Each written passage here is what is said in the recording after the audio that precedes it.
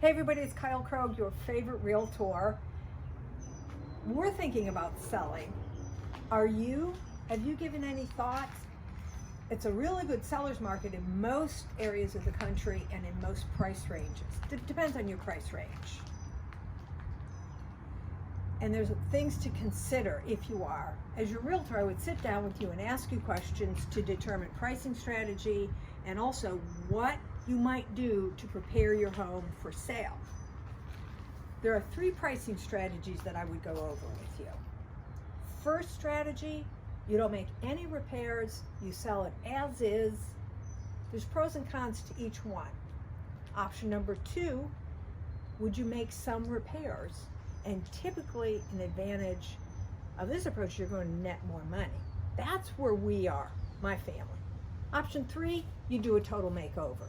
You redo the kitchens, the bathrooms, you paint, you carpet.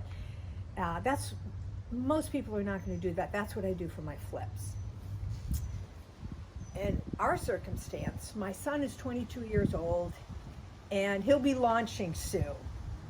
When that happens, this is a big house. We don't need this much house.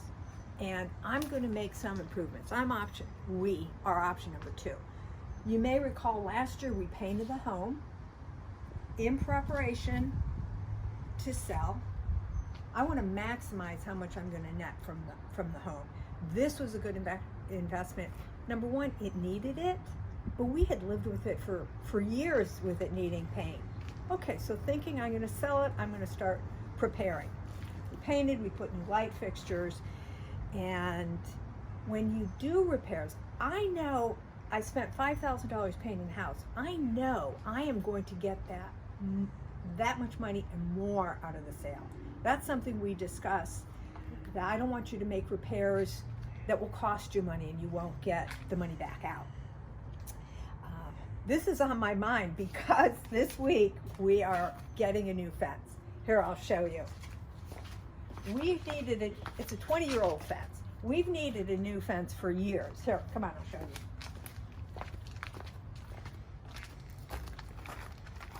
So I don't know if you can see.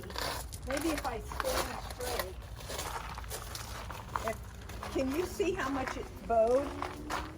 And this is actually the best side. We have just under 250 linear feet of fence.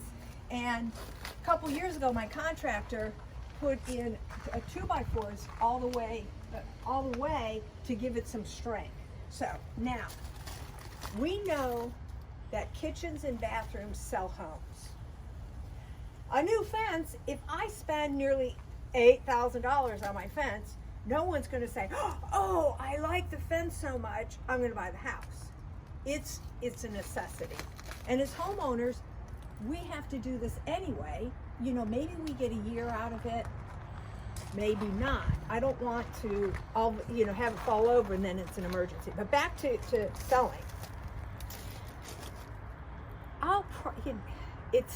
Will I get the money out? I'm sure, in the regard that it's not a kitchen or a bathroom, but when people see a fence that's about to fall down when they're making a purchase, it detracts because they're thinking, oh, I like the house, but in a year, I'm going to have to put in an expensive fence.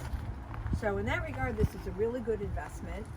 And also, I'm not getting the fanciest fence. I'm going to go with the posts like these, the pressure treated wood. I'm not getting metal posts. The dog ear, it's just the basic model, which is fine. If I were going to live here for the rest of my life, I'd invest in a fancier fence. Do you have questions? Call me at 916-847-4371. You can please comment, like the page, follow me. I'm on Instagram. I have a website, www.gokylkrogh.com. I look forward to talking to you. Ciao for now.